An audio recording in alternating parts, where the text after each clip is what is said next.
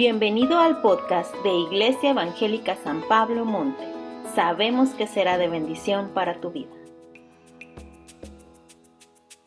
Va a pasar un video. Pongan mucha La atención. semana anterior, Pastor Enrique nos compartió el tema ¿A dónde nos dirigimos? Esta semana empezamos una nueva serie titulada El Evangelio en el Antiguo Testamento. Y Pastor Enrique nos comparte el tema La primer mención. El versículo de la semana es: y pondré enemistad entre ti y la mujer, entre tu simiente y la simiente suya. Esta te herirá en la cabeza y tú le herirás en el calcañar. Génesis 3:15.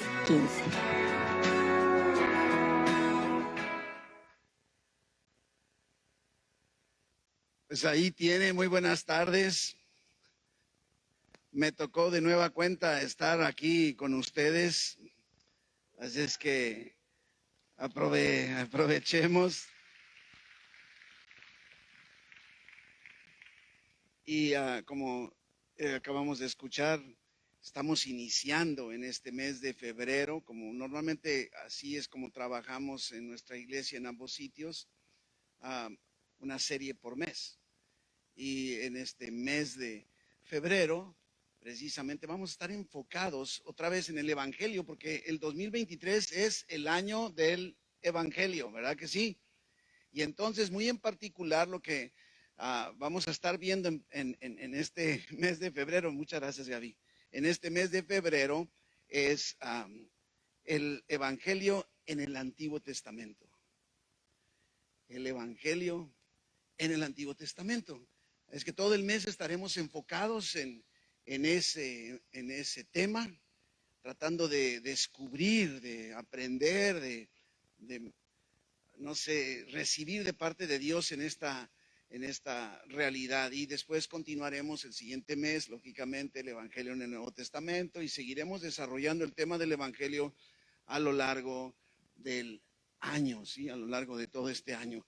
Y como ahorita escuchábamos, entonces empezamos la primera mención del Evangelio. Estamos en el Evangelio en el Antiguo Testamento y hoy estaremos enfocados en la primera vez que aparece en el Antiguo Testamento el concepto de Evangelio.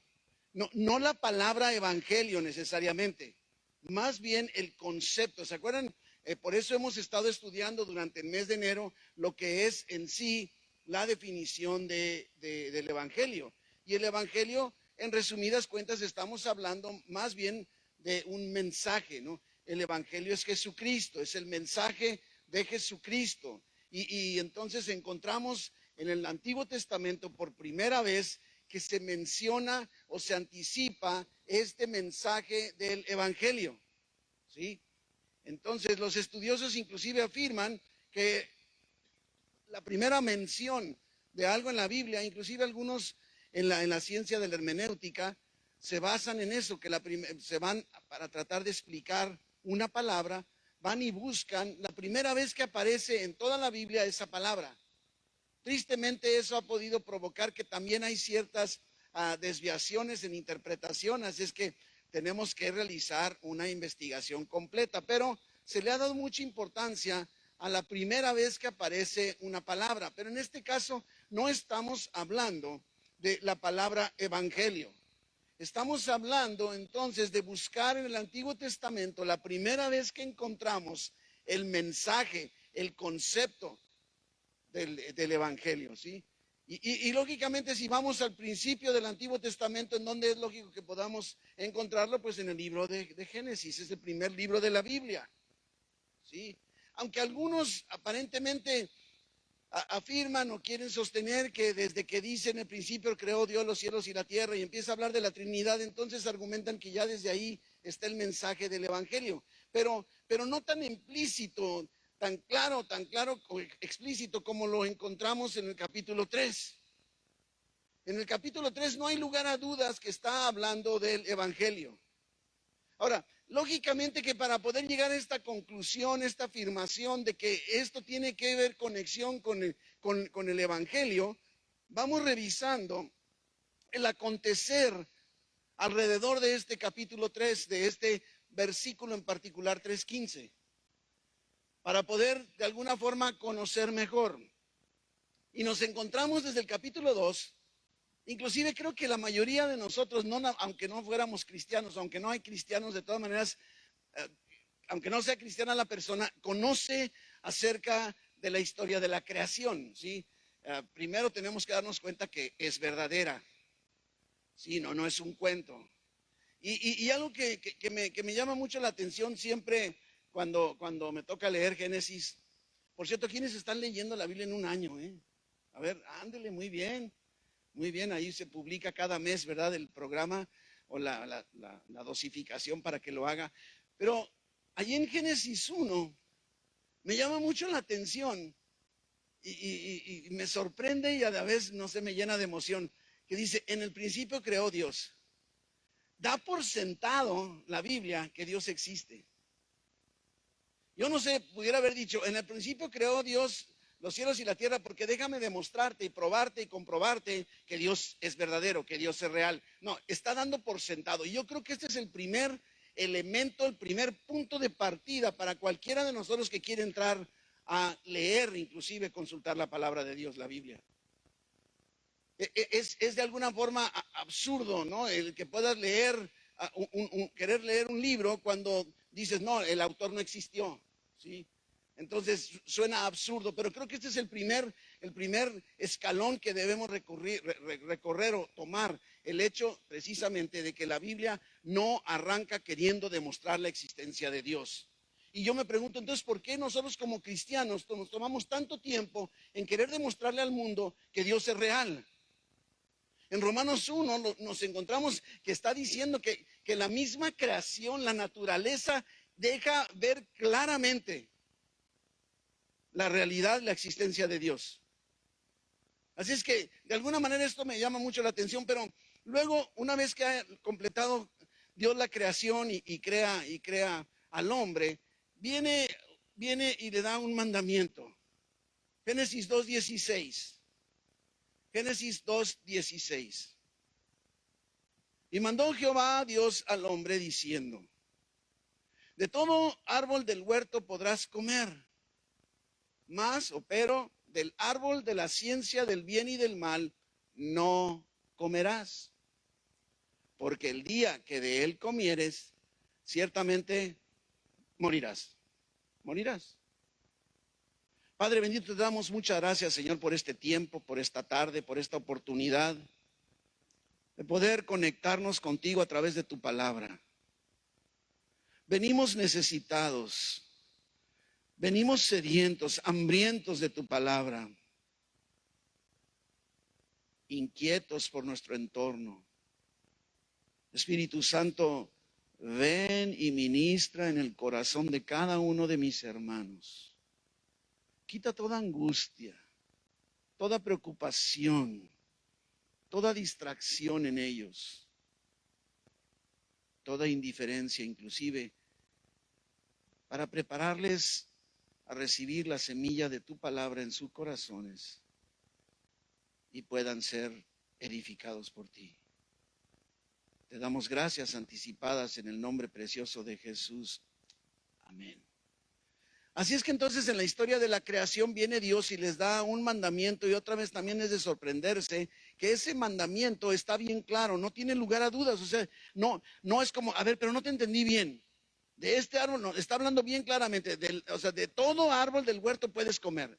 Come de lo que se te antoje, menos, y como que hay una naturaleza humana así, de ese no, y por qué no, ahí sí. Pero bueno, dice, todo puedes, aclaremos bien, porque este es el mandamiento que Dios está haciendo. Es tan importante que tú y yo nos detengamos cuando nos metemos a la Biblia a ver lo que verdaderamente dice. Porque si no, viene el engañador, el mentiroso, el acusador y enchueca todo, como lo vamos a ver el día de hoy.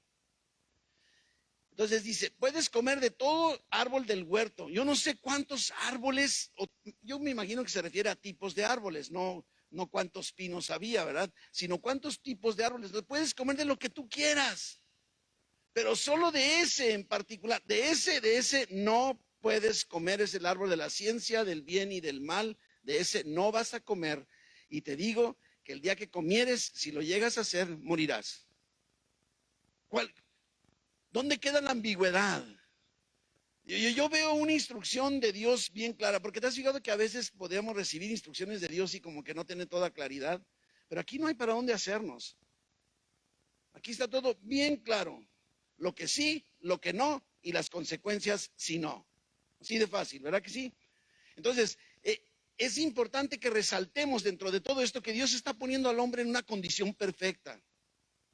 Dios los ha creado, los tiene en el Edén. Ellos podían disfrutar de una relación personal con Dios, no nada más comer de todo el árbol. Podían tener una relación personal, íntima con Dios. Y viene Dios dándoles un mandamiento que en realidad está buscando protegerlos. A veces tendemos a ver las instrucciones o los mandamientos de Dios, los podemos ver como frenos, como que nos detienen, que no nos dan libertad, cuando al revés es lo que está haciendo Dios, es buscar protegernos. Y es lo que está haciendo Dios con ellos. Come todo lo que quieras, pero de ese árbol no. De ese árbol no. El árbol de la ciencia del bien y del mal no debían comer. Y como está dentro de la naturaleza del ser humano, entonces viene la famosa tentación. Los problemas comienzan cuando ellos tienen que usar sabiamente el libre albedrío que Dios les dio. ¿Te has puesto a pensar si Dios no nos hubiera dado la capacidad para decidir? ¿Seríamos robots? ¿Te puedes imaginar? Robots, no te queda hacer nada más que por lo que Él te diga que hagas, porque no puedes decidir. Entonces tiene como lo bueno y lo malo de la libertad de decidir, lo que los teólogos llaman el libre albedrío. Que tú puedes decidir hacerle caso a Dios y puedes decidir no hacerle caso a Dios. Que hay consecuencias para ambas decisiones y bendiciones para el que sí le hagamos caso, eso es cierto. Pero nos ha dado esa libertad y ellos están ejerciendo esa libertad. ¿Sí? No contaban ellos con que tenía que llegar un personaje seductor. Inclusive, yo creo que por eso algunos quieren sostener como que la historia de la creación es medio cuento, porque pues yo nunca he visto una víbora hablando, usted sí, ¿no? O sea, creo en las caricaturas nada más, ¿verdad? Pero yo no lo he visto. Nos vamos al capítulo 3, versículo 1, Génesis 3:1, y dice, pero la serpiente era astuta, más que todos los animales del campo que Jehová Dios había hecho, la cual le dijo a la mujer, le dijo, con que Dios os ha dicho, no comáis de todo árbol del huerto. A mi esposa le gusta escuchar una Biblia en audio, además de su lectura. Creo que es una Biblia en español, creo que es la de Luis Palau o algo así, esa aplicación. Pero a mí me desespera, a mí no me gusta, a mí me gusta leer y yo le pongo el sentido que siento en el momento, y cuando está hablando la serpiente empieza a decir, y yo digo, no, mejor déjame leer yo solito, ¿no? Pero así me imaginé ahorita que le hice la broma, pero dice, no, con que Dios te dijo que no comáis de todo árbol del huerto. En realidad le está diciendo, ¿sabes qué? Con que Dios te dijo que no puedes comer de nada. Ahora, observemos la astucia, la sagacidad. Con que Dios te dijo, no comáis de todo árbol del huerto. La mujer parece que en ese momento responde bien. La mujer responde a la serpiente, del fruto de los árboles del huerto podemos comer, pero del fruto del árbol que está en medio del huerto, dijo Dios, no comeréis de él, fíjese, le agrega, ni le tocaréis, para que no muráis. Ahora, podemos observar que le quedó bien clara la instrucción a Eva. Eva no tiene duda, así le dijo Dios y lo está repitiendo, lo entendió. ¿Se ha fijado como los niños en la primaria? A ver, repitan conmigo, a ver si entendieron lo que les acabo de decir. A ver, Eva, repíteme lo que Dios te dijo. Y Eva está repitiendo en sus palabras, está repitiendo correctamente la instrucción de Dios, el mandamiento que Dios les dio. Entonces, versículo 4, la serpiente le dijo a la mujer. Ya cambia de nivel, va a lo más profundo. Ahorita primero quiso meter la duda, ¿sí? no moriréis. No te vas a morir. Nos damos cuenta, lo primero que usa el enemigo fue una exageración. Ningún árbol puedes comer. Pero luego ya recurre a la mentira. No es cierto que vas a morir. ¿Quién te dijo que vas a morir? Ella lo entendió tan claro que se lo repitió a la serpiente. Y la serpiente tiene el descaro, como siempre, de negar y miente diciendo, no es cierto eso. ¿Cuántas veces nosotros en nuestro diario vivir, nuestras decisiones, es casi como si precisamente estuviéramos escuchando una mentira del diablo? Lo que va a suceder, dice el diablo, ya le está metiendo de su cosecha. No vas a morir, ¿ok? Dios te dijo, pero no es cierto. Lo que sí va a suceder, pareciera que dice, ¿y Dios no te dijo? Es que tus ojos van a ser abiertos y vas a ser como Dios, sabiendo el bien y el mal. No solo le mete una mentira, le mete una semillita así como de, así como esto me está sonando medio atractivo, y a la vez se puede meter pensamientos en Eva en contra de Dios, ¿sí? En contra de Dios. No es cierto, Eva, no va a pasar nada. ¿Y sabe qué es lo que me sorprende? Que el diablo no es creativo. Porque sigue usando contigo y conmigo las mismas estrategias. Lo mismo. Lo mismo. Y ahí vamos. Ahora, déjeme señalarle algo. Dicen los expertos, esto no está en la Biblia, dicen los expertos que en esta conversación que están teniendo la serpiente y la mujer, que Adán está sentado junto a Eva. Esto lo convierte más chan. Si estuviéramos hablando en una plática de matrimonios, diría varones. Sí. Porque si es cierto lo que los teólogos dicen, ahí está Adán así como... A veces los varones así son. Bueno, mejor cambiamos el tema porque... ¿Y qué sucede? Caen, dice, caen redonditos, pero redonditos, no sé por qué decimos redonditos, ¿no? Pero en fin. Versículo 6, y vio la mujer, fíjese ahora, vio la mujer, el diablo ya lanzó su dardo, y está haciendo, el veneno está haciendo efecto. Ahora la mujer no le dice, y la serpiente le puso enfrente, no, la mujer vio el árbol que era bueno para comer, ¿sí? Y que era agradable a los ojos. Y árbol codiciable para alcanzar la sabiduría. Ay, esto está, pero imagínate una fruta que haga eso. Por cierto, la Biblia no dice que era manzana, por si... Díganle a Shakira que actualice su letra, ¿no? Bueno, el que escuchaba a Shakira cuando era Shakira más decente, me entendió, ¿verdad? Los demás no. Sí. Tomó de su fruto, no manzana, su fruto, y comió. Y dio también a su marido, el cual comió así como ella. Tendemos a pensar que no habrá consecuencias de nuestras decisiones.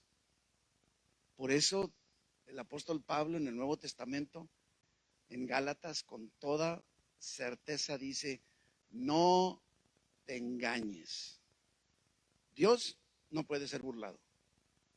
Que todo lo que siembres vas a cosechar. Si siembras para el Espíritu, del Espíritu vas a cosechar para vida eterna. Pero si siembras en la carne, de la carne segarás corrupción. No dice, te voy a mandar al infierno. Tú mismo estás sembrando y tú mismo estás cosechando. Y tiene que haber consecuencias. La instrucción de Dios para Adán y Eva era evidente. Y ¿sabes otra cosa que me llama mucho la atención? ¿Creen ustedes que, imagínense un ambiente del Edén, perfecto, perfecto. O sea, ¿qué podía faltar? Nada. Ah, pero está fijándose en lo que no puede. ¿Por qué no disfrutar de todo lo demás? Y eso, así somos nosotros. Adán y Eva, o sea, nosotros somos así también. Versículo 7. Ya comieron, entonces fueron abiertos los ojos de ambos. Dios había dicho eso, ¿verdad que sí? Y conocieron que estaban desnudos. ¿Qué tiene que ver todo esto?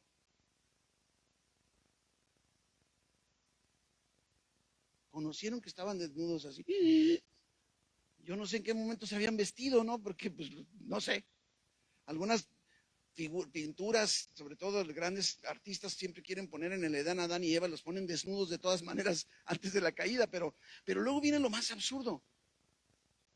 Entonces, cosieron hojas de higuera y se hicieron delantales. ¿Te puedes imaginar? O sea, yo no sé, yo crecí en un ambiente en donde mi mamá le gustan mucho los árboles y todo, y bueno, allá hacia Monterrey, Nuevo León, todo eso, se da mucho precisamente el higo también. Y inclusive aquí en Baja California, ella en sus jardines tiene higueras. Y yo digo, ¿con eso se hicieron un delantal? Es más, ¿cómo lo cosieron? ¿Has intentado coser una hoja con otra? Es más, no había hilo ni aguja, no había pegamento.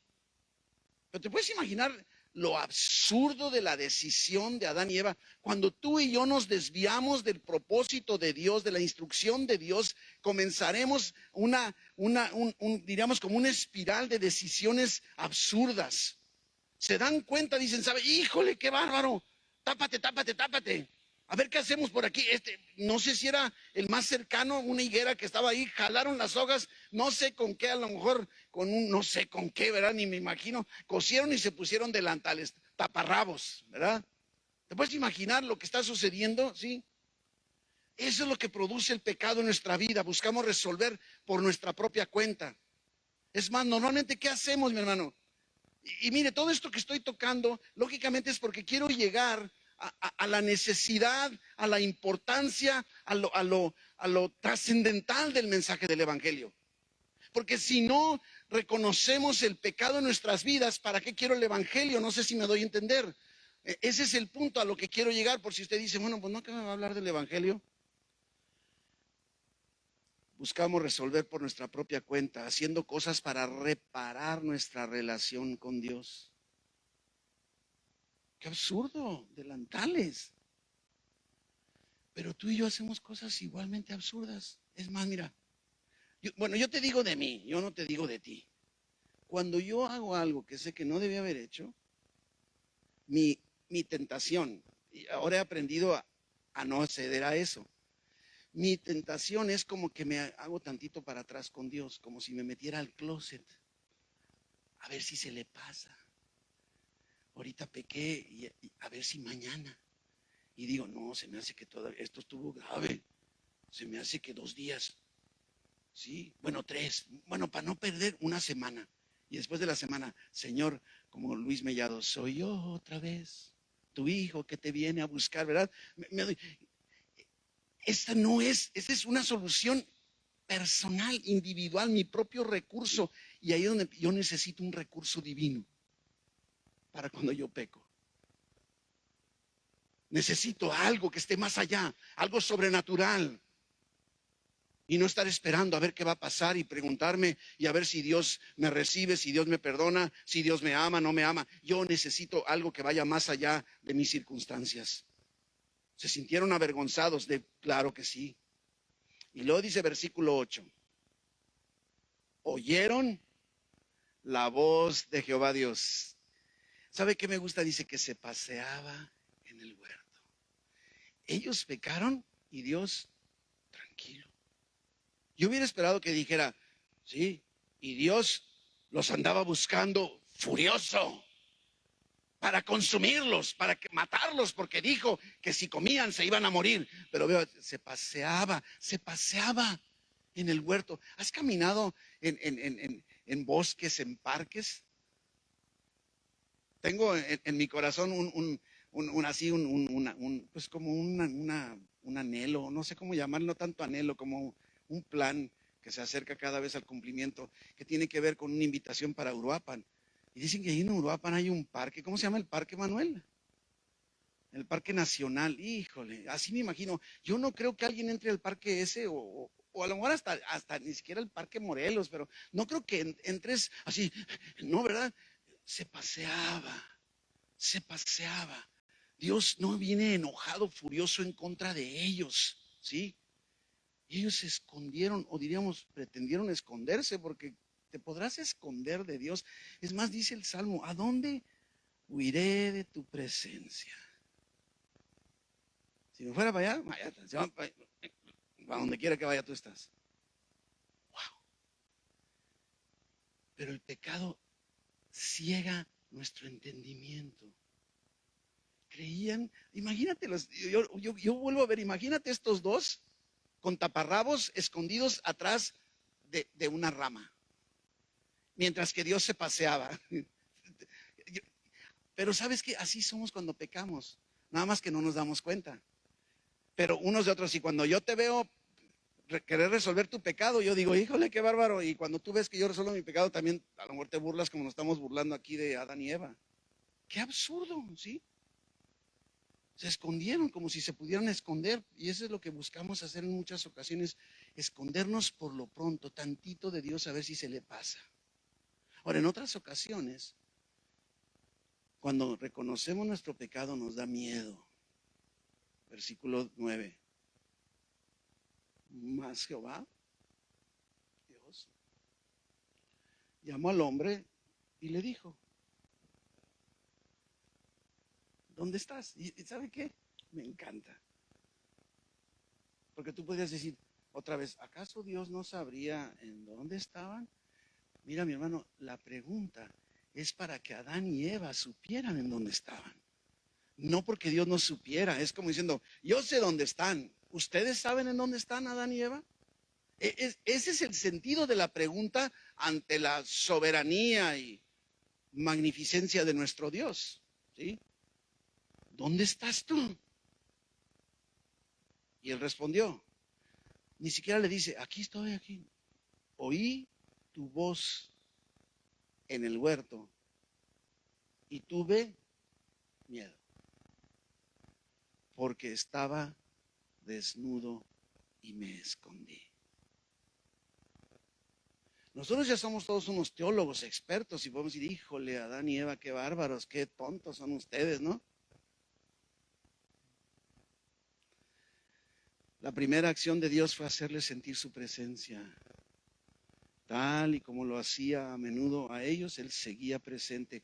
Mi hermano, déjame decirte algo que puede provocar inquietudes en muchos, pero si tú tienes a Cristo en tu corazón, si tú has nacido de nuevo, tú eres salvo, eres un hijo de Dios y aún en tu pecado Dios está cerca de ti. Es más, el Espíritu Santo te fue dado como garantía de tu salvación y triste es ver o reconocer que en medio de tu pecado, ahí está contigo el Espíritu Santo. No sé si crees que vete tantito en lo que peco. Eso no sucede. Siempre está presente. Y no llegó regañando, vociferando, asustando. Llegó de manera apacible. Llegó a platicar con ellos. Se acerca en amor. Pero encontramos también otra situación, reacción de nosotros como seres humanos cuando caemos en pecado. Empezamos a culpar a los demás.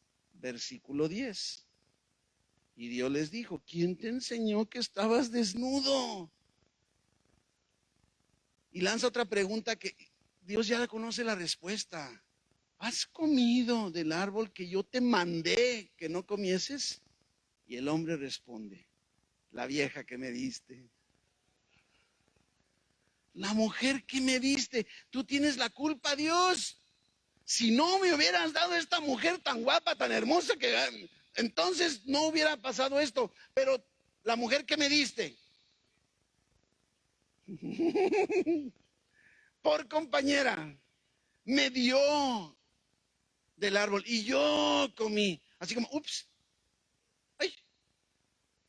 Y entonces Jehová va con la mujer y le dice, ¿qué es lo que has hecho? Y yo creo que Adán, vieja, ¿quién te manda? Y dijo la mujer, la serpiente. La serpiente me engañó y comí. Y la serpiente dijo, ¿y yo por qué tengo la culpa? No, no es cierto, eso no dice, ¿eh? Dios lanza una maldición entonces sobre la serpiente, versículo 14. Jehová Dios le dijo a la serpiente, por cuanto esto hiciste, maldita serás entre todas las bestias y entre todos los animales del campo, sobre tu pecho andarás y polvo comerás todos los días de tu vida. ¡Wow! Algunos dicen, no, es que entonces las serpientes antes no se arrastraban, a lo mejor eran unos dragones y acá y que, mire, al final de cuentas es una serpiente que ahora se tiene que arrastrar y tragar polvo. ¿Sí? La actitud de amor de Dios no pasa por alto su santidad. Tenemos que comprender esta realidad. Dios te ama incondicionalmente, está contigo, te ha dado la vida eterna, no te la va a quitar, pero Él es santo y no puede tolerar nada, nada que manche su santidad o pretenda manchar su santidad. Y otra vez, híjole, entonces estoy en un atolladero. ¿Cómo le hago? O sea, yo santo como Dios para poder, ¿se fija? Y empieza entonces, lógicamente, y debe provocar en nosotros el día de hoy una inquietud, decir entonces, ¿cómo le voy a hacer? No hay salida. Existe un gran problema. Adán y Eva pecaron. Y por lo tanto tenía que venir consecuencia, un resultado, un efecto. Y Dios, ahora sí en su maravillosa gracia, lanza un mensaje profundo. Génesis 3:15.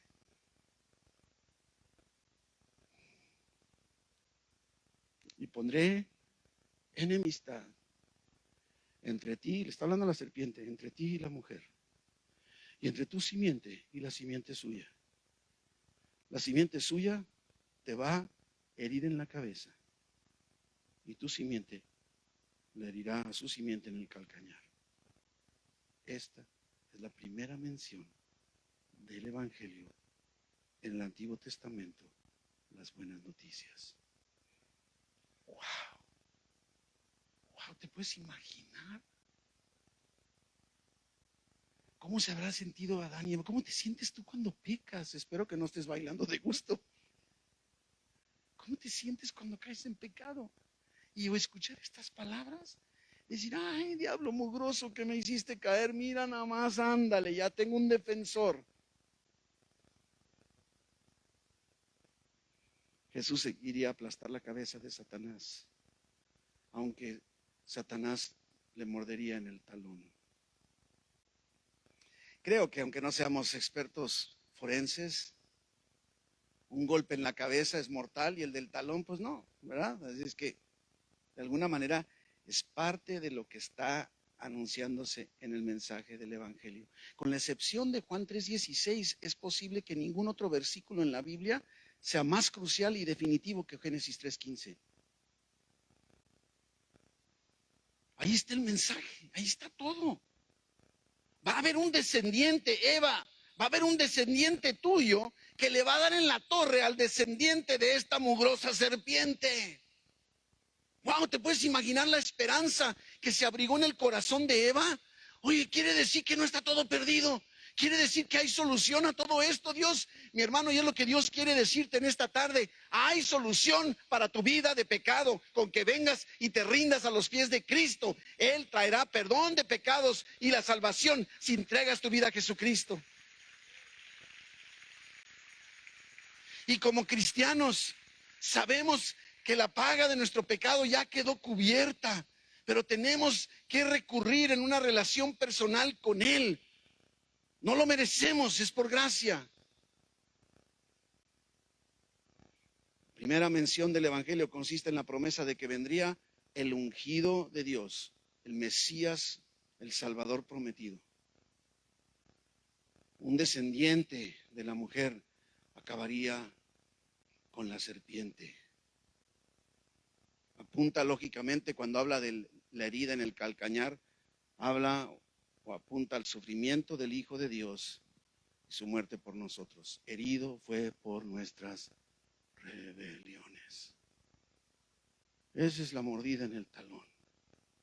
No que fuera mínimo, pero no fue mortal, en el sentido completo de la palabra. Ciertamente Dios está anunciando a Cristo, aquel nacido de mujer. Ahora, quiero introducirte hacia el enfoque de los siguientes temas. Hay un concepto en el estudio de la Biblia, en la teología, que se llama revelación progresiva. Y algo que también veo en esa misericordia de Dios es que cuando se acerca a nosotros, se acerca de tal forma que podemos, o sea, se acerca a mí de una forma diferente a la que se acerca a ti.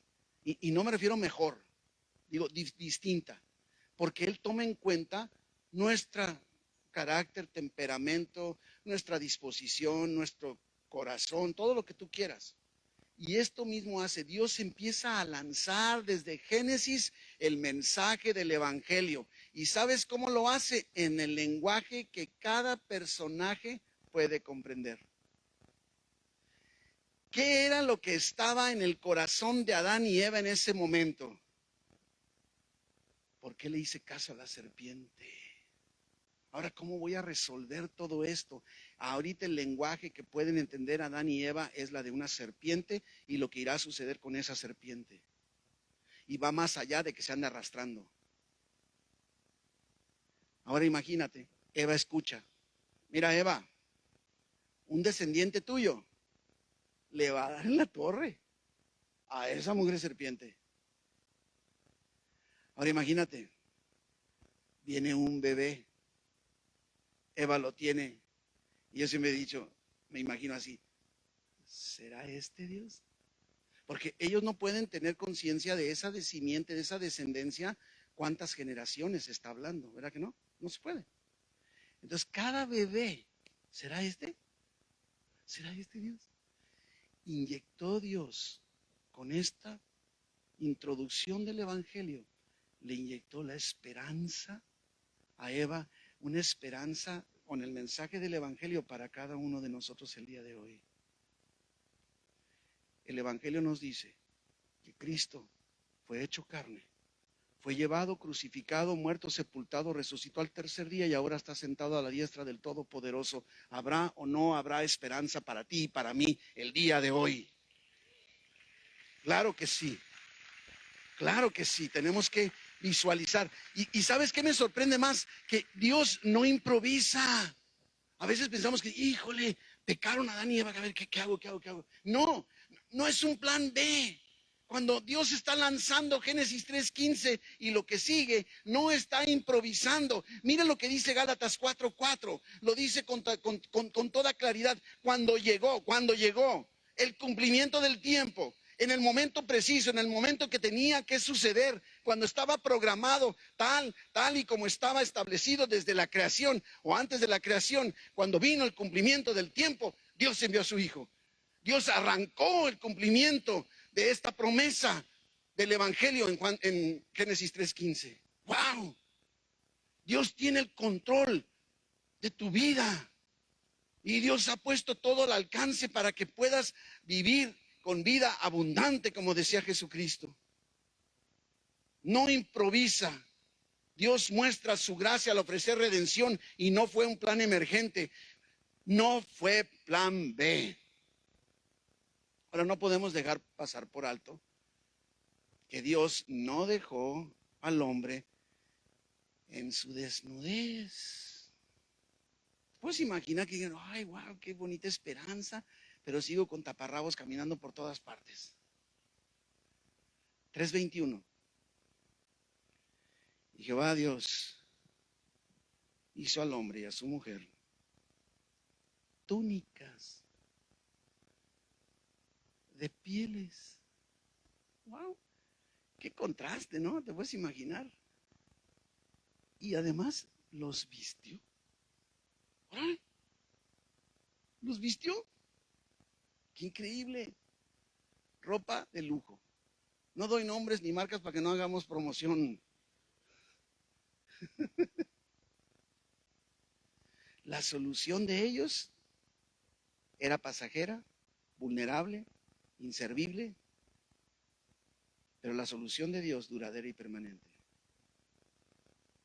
Los teólogos inclusive deducen de este versículo, que para que les hubiera dado para vestir túnicas de pieles, la piel viene de un animal y el animal tuvo que haber sido sacrificado y el sacrificio pudo haber provocado derramamiento de sangre. Por lo tanto, también apunta este mensaje en el Evangelio, hace que sin derramamiento de sangre no se hace perdón de pecados. ¡Wow!